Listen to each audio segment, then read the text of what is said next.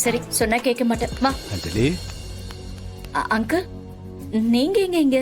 ஒண்ணும் இல்லம்மா, கோயிலுக்கு போனோம், அப்படியே உன்னை பார்த்துட்டு போலாமேன்னு வந்தோம்.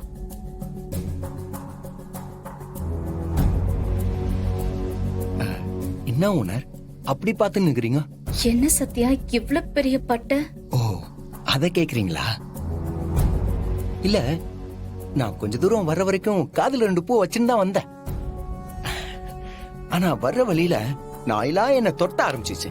ஓடி வந்ததுல 2 பூவும் கீழே மிஸ் ஆயிடுச்சு. பாக்குறவங்கள ஒரு மாதிரியா வேற பார்த்தாங்க. அதான் போனா போட்டு அந்த பூ அப்படியே விட்டு வந்துட்டேன். என்ன வேலை இதெல்லாம்? பின்ன என்ன ஓனர், நம்ம லைஃப்ல இப்பதான் அடுத்தடுத்து நல்லதா நந்து நிக்குது. நார்த்துக்குனா இருந்த நானும் இப்ப நார்த்துக்குனா மாறிட்டேன்.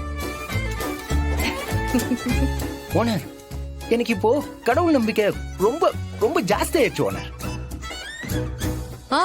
உடனே ஊர்ல எல்லாரையும் சாமின்னு சொல்லி கூப்பிடுவீங்களே. அண்ணி, ஆமா நீ கரெக்டா சொல்றீங்க. கடவுள் மனுஷ ரூபத்துல வருவார்னு சொல்லுவாங்கல்ல, எனக்கு மனுஷ ரூபத்துல வந்திருக்கதே என் ஓனர் தானே. பெருசு. கூட கொடு. மடி,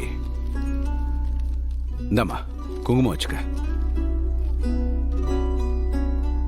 மா, ஓனர் ஓனர் இருங்கோ, எப்பவுமே குங்குமத்தை உச்சி நேரத்துல வைக்கணும். இல்ல ஓனர், புருஷன் உயிரோட இருக்க சொல்ல உச்சி நெத்தில குங்குமம் வைக்காம இருக்க கூடாதுன்னு பெரியவங்க சொல்லுவாங்க. இல்ல பெருசு, அததான் நானும் சொல்றேன்.